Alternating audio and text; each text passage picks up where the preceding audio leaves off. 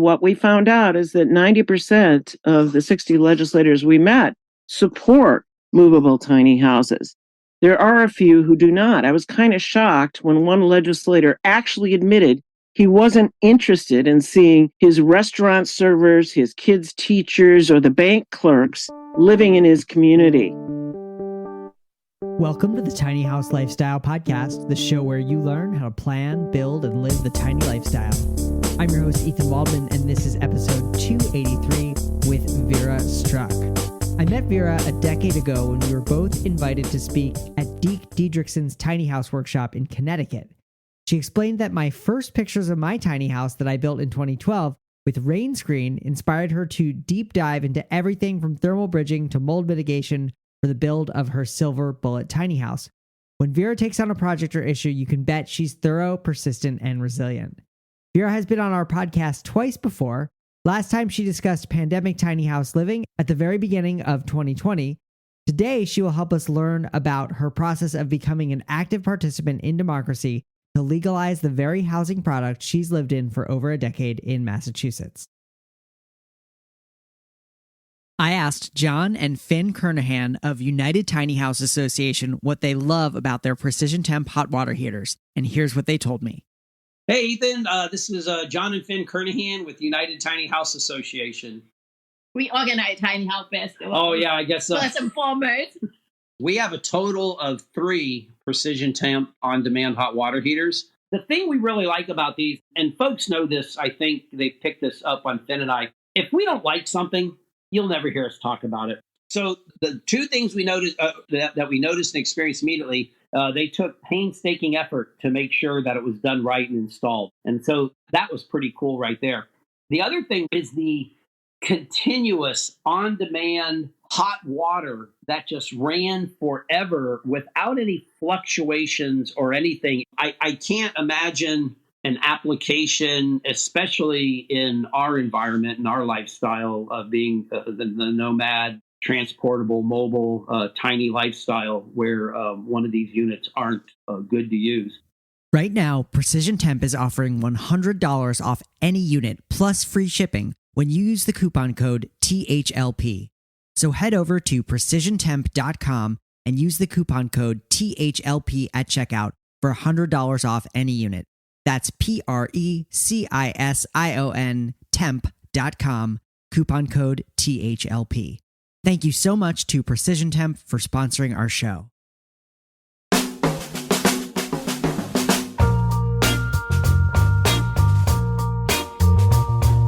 All right, I am here with Vera Struck. Vera Struck has been a lifelong sustainability and environmental advocate. Overcoming 3 bouts of cancer and 2 with Lyme disease, she retired 20 years ago from a successful career in high finance, art, and consulting to pursue her intention of finding her piece of the American dream, albeit tiny. For Vera, that meant an affordable, aesthetically pleasing mobile structure made in large part of recycled and upcycled non-toxic materials.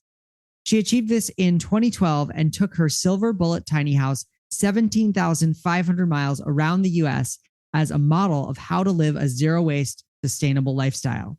2 ebooks, 14 speaking circuits, and 4 years later, she has found she had to become a reluctant and passionate lobbyist to legalize this often misunderstood housing product. Vera Struck, welcome back to the show. Oh, I'm so glad to be here, Ethan. I think this is my 3rd time. This is your 3rd time. You might be, this puts you at potentially number 1, beating out Christy Wolf and Macy Miller for my 3-time returning guest. Oh my gosh. Yeah. So do I get a jacket when I get up to number 5 like SNL? Yeah, maybe a jacket or like a mug or something. Okay. I'm a coffee fan. Maybe I'll get some Tiny House Lifestyle podcast mugs. So tell us about your journey from being a tiny house builder and dweller to becoming kind of a lobbyist and advocate to legalize tiny houses, because those are 2 very different things. Oh yeah, and I'm not a savvy politician. So back in 2012, the year before we met, I began my off-grid water harvesting zero waste silver bullet tiny house build. after 3 bouts of cancer and, as I said, recovering from Lyme disease twice. I use 74% non-toxic, recycled, and upcycled materials to create a building envelope that would promote wellness and a mobile, sustainable lifestyle in a world of really ever-increasing climate change events and dwindling resources. Mm. So that led me, when I came back from my 2-year tour back in 2015, to start interacting with local officials who were not very understanding of what this particular housing product is. Mm. Because in Massachusetts, it's classified in 4 different ways, depending on how you go into the DMV. It can be called a camper, a trailer with a load, a travel trailer, or an RV. Mm. So I started realizing that most of the local officials had no idea what this housing product was, how it was built, whether it was really a year-round habitable product. Yeah. And so I'm guessing, so can you talk a little bit about the different living arrangements that you've had in terms of how was your tiny house classified? Was it just kind of hidden somewhere and you didn't ask permission, or what's that journey been like for you personally and interacting with the legality of living in the Silver Bullet? I've been actually quite lucky, Ethan. Mm-hmm. Wherever I've parked 2 to 4 years, I've been hidden behind the owner's house. Okay. And so that led to less visibility in terms of local officials accidentally seeing it. And like many other tiny house owners and dwellers, we live sort of off and out away from legal attention. Yeah. And part of that is that I kind of felt that it was time to actually become part of the democratic process, Yeah. to educate officials about how to accept this particular housing product legally, instead of having all of us live that kind of, hidden existence where we don't have an address. We can't get DoorDash. We can't, really vote without an address. So Yeah. my intention was to begin that process. Yeah. Well, and I want to say before we get into that, we're probably not going to talk too much about the Silver Bullet, but our first interview is episode 44 of this show. So if somebody is listening to this in a podcast app, they can just scroll way back to episode 44, or online, you can go to thetinyhouse.net/044 and it'll bring you right there. And we go into all about the Silver Bullet. You did it for under $20,000 without any previous building experience, without using fossil fuels, raising all the money yourself. It's like an incredible story. And I love this episode. I send it anytime someone emails me or gets in contact and says, I really want to live tiny, but I just don't know if I can build it myself. I don't, I'm too this, I'm too that. I said, you got to listen to this episode with Vera because, on paper, she shouldn't have been able to build her own house, but she did it and did it really beautifully. So, it's kind of like, if Vera can do it, so can you.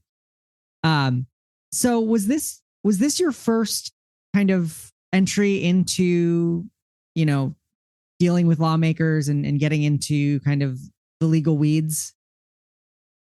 In my 20s, back in, that's right, the 60s, that dates me. My advocacy was limited to protests and marches and writing letters to both my federal and state congressmen and senators. My issues back then were the Vietnam War, free love, equal rights for women, women of color, and indigenous peoples' rights. I had neither the financial capital, the savvy, or network to influence the legislature, nor was political embattlement my thing. After 7 years struggling, as I said, to literally educate local officials about this new, in quotes, affordable housing product that could help mitigate the growing housing crisis, I learned that really in Massachusetts, there were a lot of, let me be nice here, aging inspectors and the town planners and zoning officials had no idea that this was a well-built, habitable dwelling.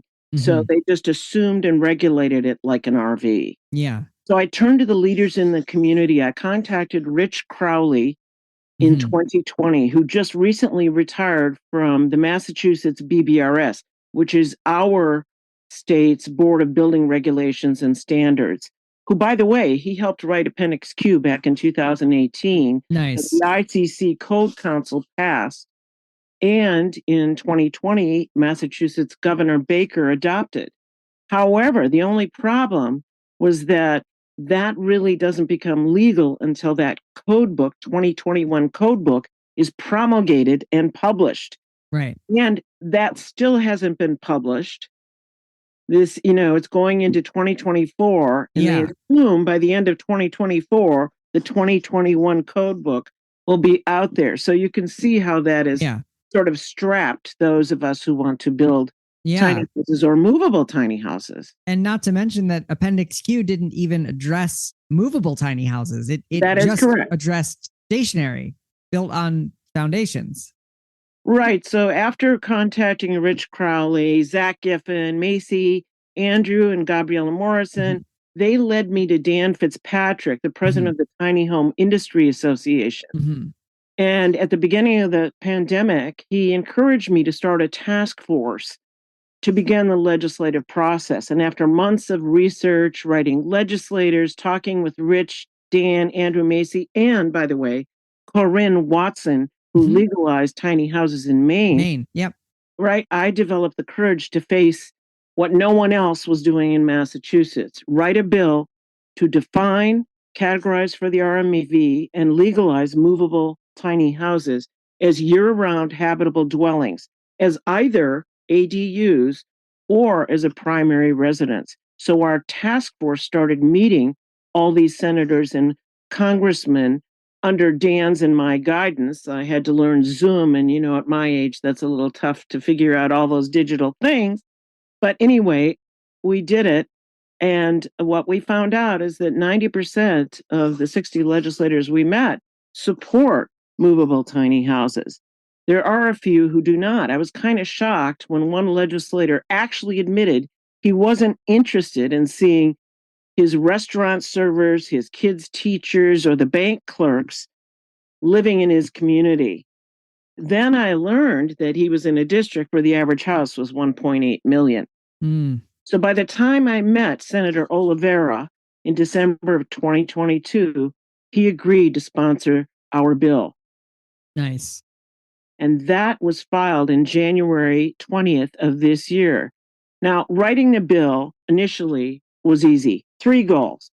The problem was in researching the correct language and referrals to laws and regulations and authorities, so the bill would not have to be amended every year. Right. At last count, prior Senator Vera, who last edited the bill, we had 14 revisions and edits. So it takes a long time and a lot of work, volunteer work. Yeah. So what does the bill say? What does it do? Well, what it does and says is it accomplishes our 3 goals, which I just mentioned. Defining what a movable tiny house is, right? Making sure it has its own RMV separate category so that no longer it's in these 5 other amorphous, categories. And it allows it to be considered a year-round habitable dwelling on both primary and ADU. But what this bill will actually do is not just legalize movable tiny houses as primaries or detached ADUs, but what it does is it also says that the local officials have the right to come in and inspect after a temporary period, because most communities have 90 to 120 days of even allowing an RV to sit on your property. And they get to come in and look at how your energy is connected, your water, and your waste stream. Now, does the bill specify any particular certification or building code or things like that for the actual build of the tiny house? And also, as a follow-up question, answer them in whatever order. Is it still possible, that a DIY tiny house such as the Silver Bullet could be legalized under this bill? Interestingly enough, not only have legislators come up to tour my tiny house, Mm-hmm. view it and inspect it. So did Yeah. Rick Crowley. And Nice. he said, Vera, you've exceeded everything. Even your connections are above and beyond. You know, with Nice. that no freeze water hose under the Yep. ground in the Yep. PVC, Yep. everything. Yeah. But the point is that the legislators helped me to realize to put in the bill that Mhm. all the building requires to be done by the BBRS code, which is all any stick-built structure on foundation or on a chassis, Mhm. okay, is regulated by that. So mine is built according to that code. So as a DIYer, anyone could inspect my house and realize it actually exceeds BBRS. And what is BBRS? Oh, I'm so sorry. I It's should okay. have explained that. This is knowledge blindness. No, it's all good. It's the Board of Building Regulations and Standards. It's the Massachusetts one. Other Okay. states have different versions. Okay, got it. Well, I like that. I mean, I'm sure you are aware that there's a bit of a split inside of the tiny house world as to, what standards to adopt and what route to go down, whether it's certification through the RV code or certification through the residential building code. And I really like that this bill kind of skirts around that and just says, the Massachusetts building, they get to decide what is acceptable in terms of how it's built. That's basically a stick-built house, Yeah. just on a chassis versus Yeah. a foundation. Yeah. And local officials, we want to give back to them a bit of control over how it's connected to waste streams, or whether you need for your solar, in my case, to have a grounding post or whatever, so that it's appropriately, utilizing the local resources or safely connected properly. Nice. And I might add, Ethan, that the way that certification goes in this currently in the tiny house community is very confusing for even DIY builders. It's confusing for because me, and I interview people about it like probably every month. I know there's the RVIA argument versus the IRC argument, and I would prefer to build to the IRC code, and did 12 years ago, because my concept was that's where it's going to go. That's what's going to be required. The RVIA standard is so low, in my opinion, in terms of a proper building envelope, that obviously that's why it's only listed as a temporary, right? Yeah. Recreational vehicle. And that would never pass as a year-round habitable dwelling. Right. Right. So were you able to garner support from the tiny house community in Massachusetts and nationally at all? Massachusetts, as you might guess, because it's so densely populated on the Eastern Shore, as most of New England, there are a lot of people who live in tiny houses, thousands. I mean, there are 7 within a mile of me. Okay. Wow. And they're all living, quietly and illegally, as I have for 11 years. And they don't want to come forward and do what I'm doing, which is essentially putting my name, face, address, Right. You're putting your neck on the line, because if it doesn't go well, then you could end up, really not being able to live in your tiny house anymore. Right. So I've educated the task force on how to speak in a meeting, so they're not giving up their actual address. I live within a mile of this school or whatever. Yeah. Yeah. And they are listed voting constituents. So the thing is that once these legislators see this, that they're an actual constituent, they realize, oh my gosh, there are probably, 55 to 100 houses for every one of us who comes forward and works on a task force and writes a letter. Now, in terms of the larger national community, I have quite a bit of support, not only from ATHA, the American Tiny House Association, but also from Dan Fitzpatrick. He's with me on every meeting. Nice. We have at least 2 to 3 meetings a week with different legislators and leaders. Yeah. And so I would say that, Zach Giffen has even been in on one of our meetings. Nice. They have written letters, national supporters, that testified in our July 27th, the big hearing. The bill goes Yeah. before the Joint Housing Committee, and you have a hearing. I'm happy to report that 100% of all written testifiers, in-person testifiers, and in-person for the hearing via Zoom testifiers, 100% in support of the bill. Nice. So there hasn't... It's Bill S897. S897. Anyone can look it up. Yeah, we'll link to it in the show notes. Has there been any opposition to it? None. None. No, not written. None written. that I know of personally. Yeah. You know, I can only go by what the state files and the archives they have sent to me regarding testifiers. Sure. So what are the next steps in this process?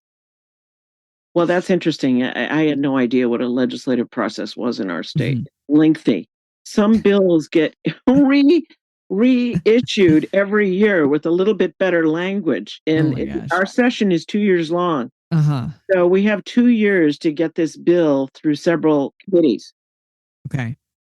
And up for a vote. So the next committee is probably the Ways and Means Committee. The Housing Committee is the hardest one to get through because they have to really look at the bill and make sure we've referred to the right chapters of the law to make sure that the DMV is okay with us doing this, you know, which they are. And I even put a rate fee of $100 for our particular registration because we're kind of like both a vehicle and a trailer. Right.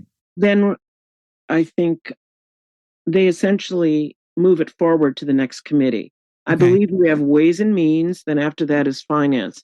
When that happens and it goes through its second reading, any of our legislators could bring it up for a vote. Okay. The other pathway I've learned is that often governors in their second year will file a economic bill. And so we might actually be rewritten into, let's say, an ADU by right bill, or even after that, or before it, we could be thrown into the economic bill. Interesting. As an addendum, and then it would be signed by the governor after the conference committee looks at it. Fascinating. So this is a multi-year process, and it's not there yet. I didn't want it to be. Yeah. I thought to myself, I'll give it 2 years. You know, I just had my 74th birthday, and I was thinking, you know, at least before I hit the ground and I'm 6 feet under, I'd like to be legal. And I'd like to help all those other folks who would like to have an affordable housing option of their own making. Fantastic. In terms of the greater, you know, the zooming out on the picture of tiny house code development and ICC and Appendix Q, you know, where as you see it, where are we in that process?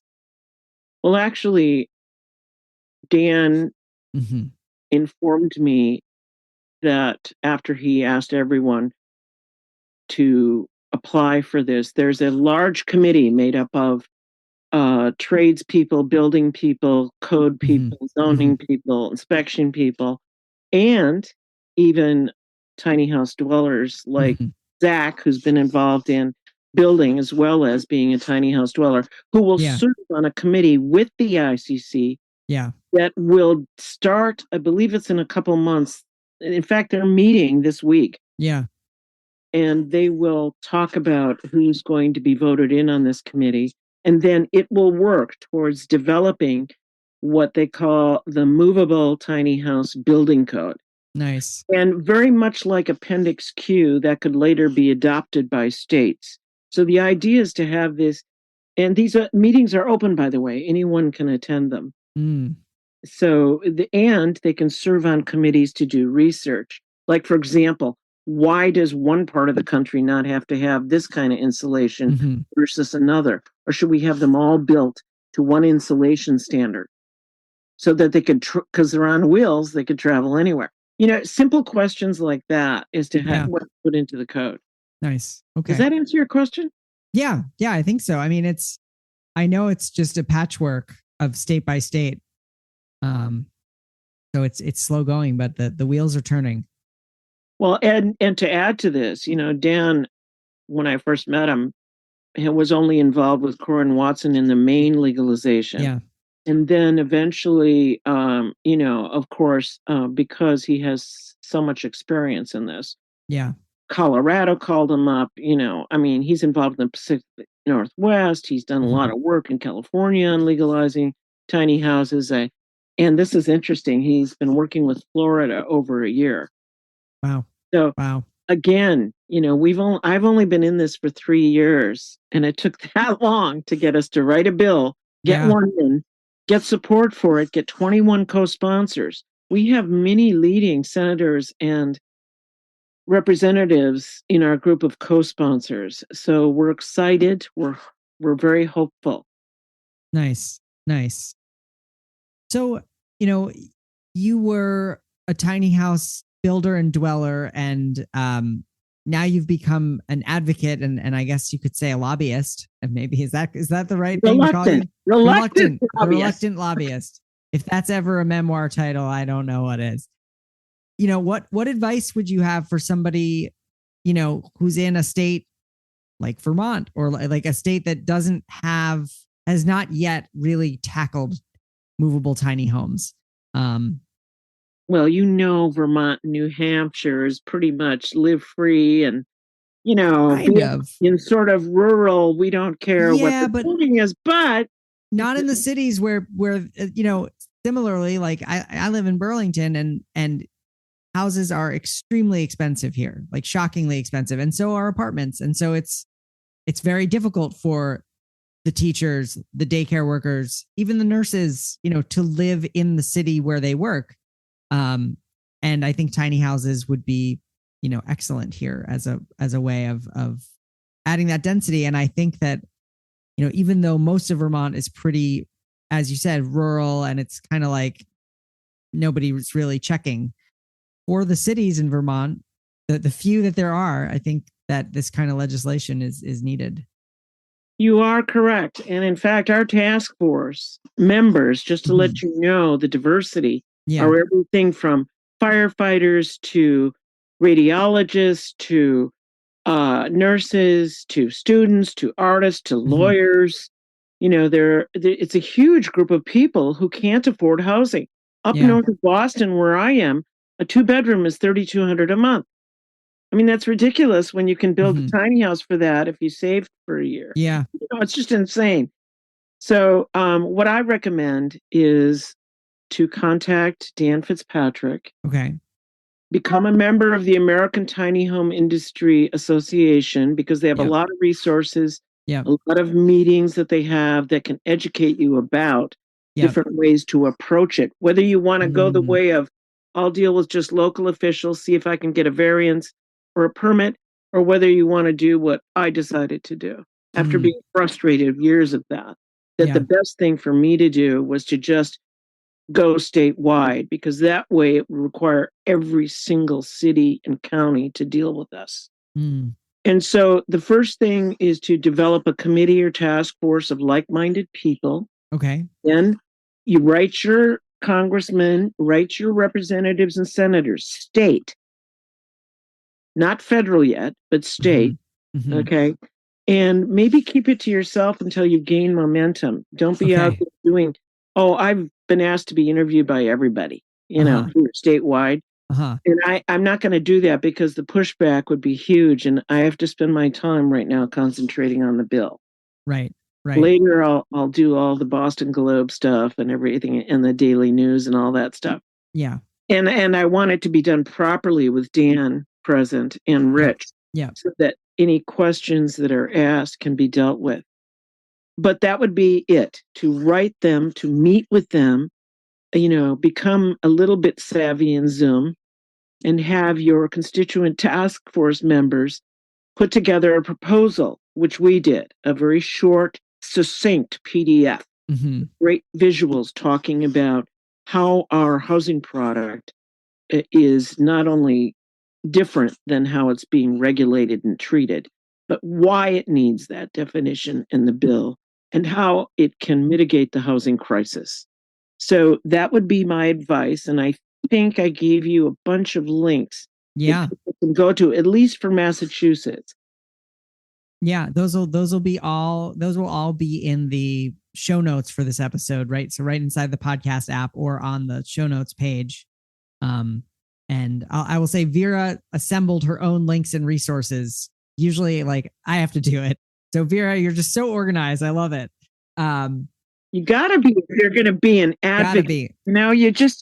You gotta be. So I encourage people to go forward and do this. I'll also throw in a link to the episode. We actually had Corin Watson on the show maybe a year and a half ago. So we'll link to that interview as well. I thought, I want to totally shift gears. I said I wasn't going to talk about the silver bullet, but I'm just curious. For me, your tiny house and my tiny house are both, over 10 years old now. Mm-hmm. And I was curious if you've had to do any unexpected maintenance. Like is there anything in your house that hasn't held up as you had hoped? First of all, as you know very well, Ethan, once you start living in a house, you learn, which table ends will hit you in the thigh, or what is not reachable properly. So you redo your shelving sometimes, or you put up your little wall thing for your projector or whatever. But 10-year maintenance is crucial. So 10-year maintenance, I've owned 17 other houses in my lifetime. Mm-hmm. Okay. So I know that you have to worry about your roof, etc. My roof for brawl steel roof required all those screws with those little rubber gaskets. When you're out in the sun continually or traveling as much as I did initially, they all had to be replaced. 683 screws. So my right hand was really tired, even with an impact drill. And then also you have to redo your paint. Those beautiful cedar siding had to be sanded, recaulked in some places. Tiny repairs. I haven't lost a single tiny cedar shingle, which is amazing in my 10 years. So it just needed 2 coats more. And then I of course changed my window color every 5 years. So it went from blue to green. Now it's a beautiful black. And I also did something else. You remember I had a deck. Yes. Okay, out in the back. And what I did is I moved my double doors that are on piano hinges all the way out, and it became a bedroom nook. So that it would give me, that's right, 67 more square feet. Oh, boom. That's so awesome. I could actually walk around because I had to move once I fell from my loft bed one night, because as we get older, we have to use the facilities more often. And I got sick and tired of running up and down the stairs and fell once. So I moved my bed down. Okay. Other than that, there's, I think the only thing was replacing the no freeze hose.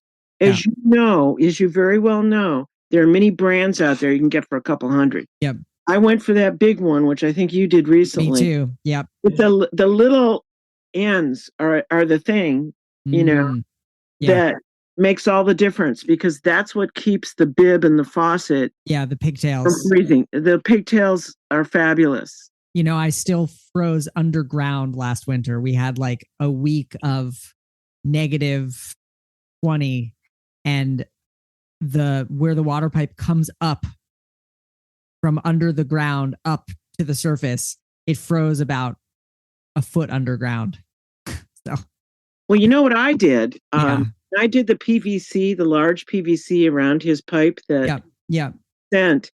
What I did is I made sure that was all the way up to the bib. Then I made a housing around the bib connection.